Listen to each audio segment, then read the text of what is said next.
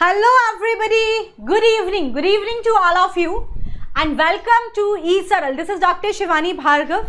आज के इस एपिसोड के अंदर इकोलॉजी यूनिट में जो पहला चैप्टर है that is the organism and its population, इस पर्टिकुलर चैप्टर में नीट का प्यार क्या है ये हम डिस्कस करेंगे।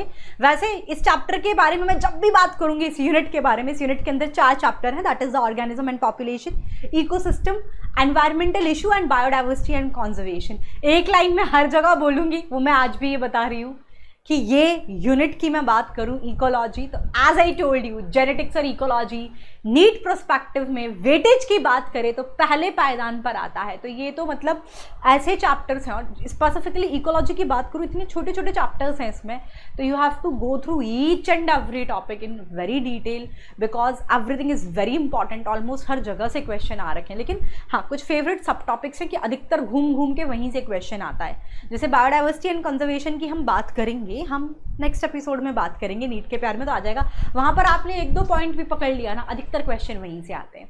तो खैर आज के सेशन में हम बात करेंगे ऑर्गेनिज्म एंड इट्स पॉपुलेशन, इसमें नीट का प्यार क्या है।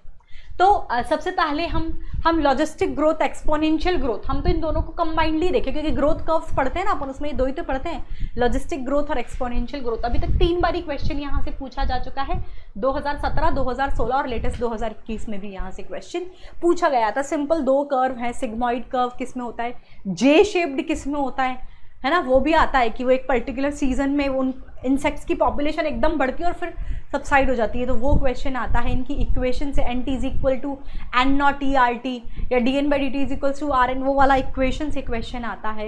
एसिम्प्टोट का कंडीशन क्या होता है, वहाँ से क्वेश्चन आता है। जब पॉपुलेशन डेंसिटी, कैरिंग कैपेसिटी, कुल मिला के जो भी कुछ 5-6 पॉइंट्स हम पढ़ते हैं लॉजिस्टिक ग्रोथ के बारे में और उतने ही एक्सपोनेंशियल ग्रोथ के बारे में, वहाँ से नीट के एग्जाम में क्वेश्चन पूछे जाते हैं। पॉपुलेशन इंटरेक्शन आप इस पूरी यूनिट में ही देख सकते हो, पॉपुलेशन इंटरेक्शन 10 क्वेश्चन, ऑलमोस्ट 2022 में 2 बार, 2021 में 1 बार, फिर 2017, 16 में 3, 15, मतलब ऑलमोस्ट हर बार यहाँ से क्वेश्चन आता है। बड़ा आसान है। इसमें अपन ने वो सब पढ़ा है ना, म्यूचुअलिज्म, कंपटीशन क्या है, एमेंसिलिज्म क्या है, सिम्बायोटिक एसोसिएशन क्या है, आपका पैरासिटिज्म क्या है, प्रेडेशन क्या है, कंपटीशन क्या है, एमेंसिलिज्म क्या है, पॉजिटिव इंटरेक्शन किसमें, पॉजिटिव नेगेटिव किसमें, नेगेटिव जीरो। कई बार तो डायरेक्ट उससे क्वेश्चन आता है, कई बार जैसे कंपटीशन में हम बात करें तो Gause principle of competitive exclusion, competitive release वाला, जिसमें वो कहते हैं कि भाई हम तो रिसोर्स पार्टीशनिंग कर लेंगे, मैकआर्थर साहब की जो थ्योरी है वहाँ से क्वेश्चन आता है। तो इस तरीके से वैरायटी ऑफ क्वेश्चंस, और इनके एग्जाम्पल से भी, म्यूचुअलिज्म का एग्जाम्पल क्या है, पैरासिटिज्म का एग्जाम्पल्स क्या हैं। तो ये जो पूरा सब कुछ हम पॉपुलेशन इंटरेक्शन में पढ़ते हैं, ये इस पर्टिकुलर चैप्टर का फेवरेट टॉपिक है एग्जामिनर का, तो इसमें कोई भी पॉइंट मिस नहीं होना चाहिए। अभी तक 10 बारी क्वेश्चन यहाँ से पूछे जा चुके हैं।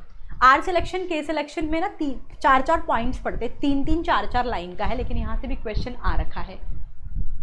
एज पिरामिड्स हम देखते हैं, इन्वर्टेड शेप, वो ट्राइंगल शेप किस में है, बेल शेप किस में है।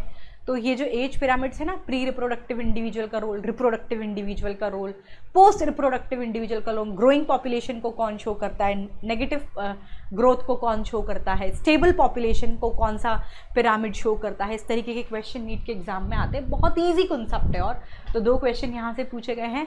हम अडेप्टेशंस पढ़ते हैं, इसमें भी स्पेसिफिकली एल्टीट्यूड सिकनेस वाला हो गया, कंगारू रेट वाला हो गया, सारी अडेप्टेशंस पढ़नी है जो हमने पढ़ाई है, बट स्पेसिफिकली कंगारू रेट वाला अडेप्टेशन है, एल्टीट्यूड सिकनेस है। यहाँ से अधिकतर आपके नीट के एग्जाम में क्वेश्चन पूछे जाते हैं। 2021 में और 2011 में 2 बारी पूछे गए। रिस्पॉन्स टू एबायोटिक फैक्टर, इस टॉपिक के तहत हम regulate, confirm, migrate and suspend, ये सब 4 सब टॉपिक्स हम रिस्पॉन्स टू एबायोटिक फैक्टर्स में पढ़ते हैं। यहाँ से भी क्वेश्चन 2014 और 2010 में पूछे जा चुके हैं।